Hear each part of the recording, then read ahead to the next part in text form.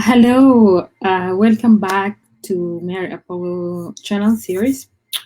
This series that I have is started to cover certain issues related to leaderships and different kinds topics that are taking place under worldwide. So today I'm going to talk about the CSW 46, the Beijing Conference 25th plus, and also the 16 days of activism. The Beijing Declaration for Platform for Women, Implementation against Violence Against Action. So this is considered the fourth declarations and conference that have done are for women globally. And when we talk about the 16 days of activism, it starts from the 25th of November up to the 10th of December. 25th of December, November is the Beijing Conference Day, and it ends up on the December 10th is the International Human Rights Day. So within these 16 days, activists actually celebrate the importance of the activism, the advocate.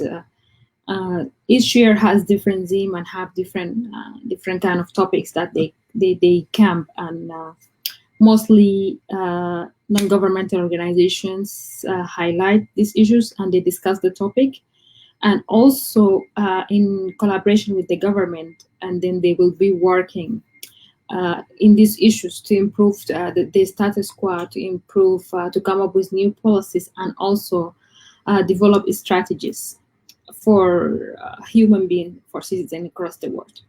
So I'm going to share actually some highlights here so that we can talk a little bit about the conference itself. And we have the CSW this year. This is the conference. Let me see, by this year, 2020 Unite the campaign theme of is orange. The World Fund Response Prevent Collective. This is from the 16 Days of Activism website.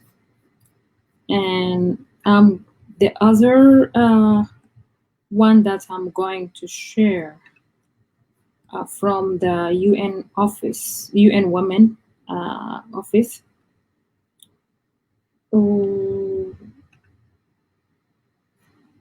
Okay, this is from the UN Women Office, and 2020 is the 25th anniversary of the Beijing office. And this year, during the pandemic, actually, the Organizing Gender Equality and Empowerment for All Women and Girls, the chair have a special message to share with the audience according to COVID-19 and the travel, the movement restriction. A lot of women and advocates and organizations were not able to make it to the conference, and everything done virtually.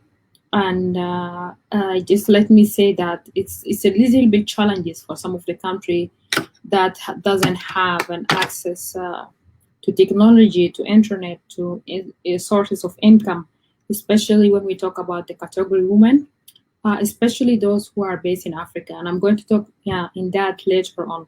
So just let me share a little bit from his speech.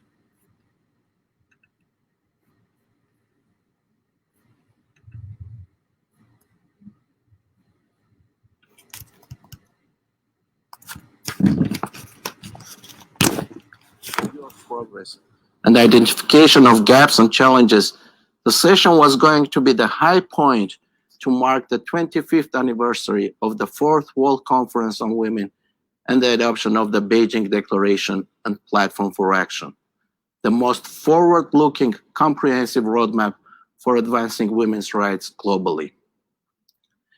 We had planned an interactive session befitting this special year, with wide participation from ministers and senior government officials, representative of vibrant civil society community, young people, and other stakeholders from around the world. Sadly, so this is because of the COVID-19 restriction and the travel measurement. A lot of people couldn't make it also. Let me go to share something else from the African Union, the AU Youth Envoy. And I would like to congratulate the Ambassador Aya for this great achievement. The Beijing, from the African young women, actually, they have just launched the African Young Women Beijing+25 Manifesto. And this manifesto is available in the AU website. It's available on the AU website. And it talk about a lot of rights that women deserve to have in their basic life. She talk about the reproductive health rights, empower and silencing the gun, and economic power and different issues. So it's also something that we should take a look at it. And another thing, the last thing, I'm going to share something from the page of 16 Days of Activism, where this year also the theme is 16 Days of Activism Against Gender-Based Violence. This is, they have several issues that they have discussed and went through. Talk about the campaign and the support that the civil society organization should be provided to women and young girls. So all of this is an amazing experience, and it's an amazing effort from the women advocates, from the women activists, and also all the women who are doing the work under the ground, women who are hustling to survive for their own life and for their communities.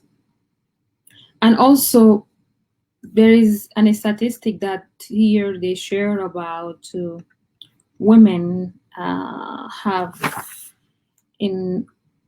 only representing something like 447 in 119 countries when it comes to unemployment, unemployment in the non-profit sector, informally. And this takes me back to the continent, because also there is 89% of women who are working, who are unemployed informally in the continent, and it's still a big number. And with the COVID-19 challenges and restrictions, it gets worse, because mostly 50% of women who are who are doing the work under the ground, they have lost their jobs. The income that goes to their family has stopped, and they have to find a way that they can survive and make a way for their life. And this is going to affect these economies for a long term, and it needs some policies and strategies from the government, from individual, from civil society organization, and advocate to work on it. And because we are also, right now, we're talking in the framework of the 16 Days of Activism, which is an international day to celebrate. That means all those non-profit organizations, all these international NGO have to come together to form this platform we're talking about. So still, women have participated within the 10 years, in the global income. And for example, if we take Africa, like 10,000 entrepreneurs that have participated in the income. The 16 days of activism is still talking about to end the form of violence against women and girls. And this is a topic that we have been talking in for a longer term. But let me go and talk about why we still have this topic going on. What is the challenges that are facing us? It's still we are addressing, when we address these issues, we go to the social, the challenges that are facing women socially, like the patriarchy system, and also the family laws and the social structure that they grow up in. And also there's still lack of information for a lot of women about how they can provide for themselves when it comes to issues of safety measurement, access to information about how they can fight these terms of violence, of different kind of discrimination that has done against them from the society or from the institution when we talk about the country. Also, still there is absence of a strategic plan and policies from the government. Some countries have really done good on that. If we take, for example, in East Africa, Ethiopia have done a great work on that, and they have a cabinet where is almost 60% represent women, and also a woman who is a president. And some countries in North Africa, there is also Egypt and Sudan, and take you back to South Africa. South Africa, there is countries like Namibia and South Africa also. Senegal in West Africa is a great example of that. And also, I like to take the example of Rwanda, because Rwanda is one of the countries that have done a great job in when it comes to representation of women in the government. But still, there is also the fifth reason: there's absence of a strategic and action plan from the government. This is some of the challenges that are still binding women. They are still on the way of women, that this violence is still going on. It's still in 2020 campaign is talking about ending violence against women globally. And within the COVID-19, the issue gets worse, because there is almost the increases of cases of violence during COVID-19, and a lot of countries have report the increasing of violence against women. It starts by, take for example, we have Kenya have 52% of violence cases during the COVID-19 and the lockdown. Still, countries like Sierra Leone, Cote d'Ivoire, and globally, the UK, the United States. And here is a bit tricky. Those women lost their jobs and they stayed on the lockdown inside their home, and they face violence from their partner, from their family members. Adding to that, they don't have access to health, they don't have access to technology, they don't have access to connection that can connect them to the other part of the world. What is the issue? What is the thing that we need to highlight there? Despite all of these challenges and ongoing situation, still there is some women in the head of a state, if we are talking, for example, globally or in the continent, that they have managed to to put a strategy to tackle the crisis of COVID-19. Take, for example, Germany, the United States, just recently come from the election, and they bring a VP as a female, and Holland, Hong Kong go to, and then we have Ethiopia, Rwanda, Cote d'Ivoire have done good on that also, and Sierra Leone. And there is still increase on these cases of COVID-19. But this is a positive overview that we can look onto it, and then there is always a way forward to that. A way forward to that we is still what we want to do. But what we want to do, I was thinking to share a story about what inspired me for becoming a woman advocate. It's because it's also a passion, and it's these days of 16 years of activism is a new way to call for other advocates, for other women, people who have the passion to change, that they can come back and bring their voice. And I have started a platform during the COVID-19 and the lockdown, and this is how I get connected to different advocates who are capable of inspiring others, who are passionate about doing work for humanity. And a lot of them, they are amazing people and they have good skills. So I think this is a time when we have to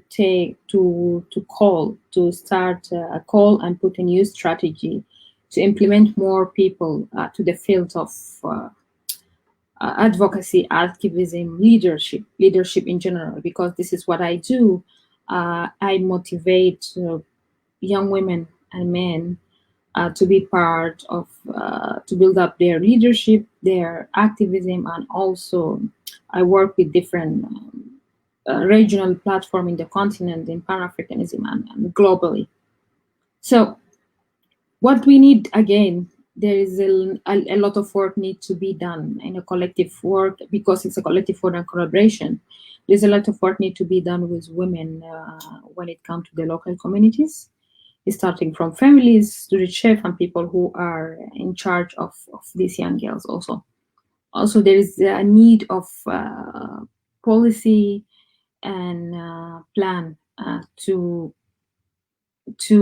be able to motivate, to support these women to leverage their leadership skills and the ability that they have, and is in the other hand bring out their voices. Also, governments have to put these policies and plans in a strategic plan system, and also the representation of women in power and the government in different sector. And also there is a need for from the non-profit organizations to support women with access to education. Education, when I talk about education here, I mean different aspects of education, empowerment, the curriculum that is supposed to, that is like highlighting most of the employment jobs in the marketplace globally, and also then provide them with access to technology, provide them with access to information, and all these things that need have to leverage and build their capacity building, so that they can be the leaders where we want to see them in the power. And a great thing that 61% of the women who were responders during the COVID-19 were women, actually. And Egypt itself has 91% women who were responded on the front line.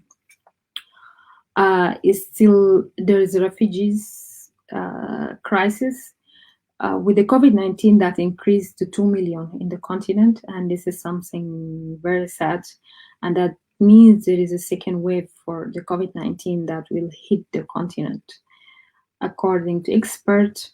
And this is need implementation, the new implementation and the strategy and lockdown and most of the governments have to work in that strictly. And here, when we talk about that, we would like to the Africa CDC by the African Union, that some of the countries have done a good job on it. Something countries like South Africa, is still South Africa has the highest COVID-19 cases because of the testing. And Senegal, the second country that is also working good on that, Madagascar, South Africa. So let me go back to the point that with the COVID-19 pandemic and all the challenges that women are facing right now, there is a way forward to move with this platform. To make the work more effective for women. Also, is a table where we can bring youth, young women, and men, and give them a space to represent themselves, to talk about issues that matter for their livelihood and their future. Because they are the younger generation who will be on this position later on. Especially when we talk about youth, it's an important issue because youth are facing a lot of challenges in today's world when it comes to issues of unemployment, marketplace, representation in the government, and give them a voice to be part of the decision making, and give them positions, and also employment when it comes to entrepreneur or the private sector. And then there is other issues related to justice, issues related to education. The education that they supposed to take, it has to be contemporary and meet the opportunities of the global market there. So because we want to have that competitive leader who are competing globally, and having this kind of having these jobs that are in the international marketplace right now. And right now with the technology, everything become reliable, and there is a new jobs that has been created during the COVID-19. And here is the callback for the African head of state that they should take another point of view in that, and they have to strategize on that issue exactly. And then after the issues of education, health, economic development, issues related to human rights violation. Currently, we just know that a lot of country has been going through elections and revolutions globally and in the continent, and most of these people who are on the street are youth and women also. Recently, just Rwanda, Uganda have the election, and the police have been attacking youth from activating, from practicing their right to work under the ground, to choose the presidential candidate that they like to. And also Nigeria, there is police brutality. In Sudan, youth are still demonstrating, and they're still asking for some issues related to justice, representation in the government. Also, taking to that, Ethiopia currently have ongoing crisis also, and Eritrea. Sudan has more refugees, youth from South Sudan, youth who are coming right now from Ethiopia. They're hosting this population, and they are the fourth country that is hosting refugees globally. So just let me go quick to the point that 16 days of activism on gender-based violence. The theme of gender-based violence is a day that we have to look back on the theme of this year. We have to look back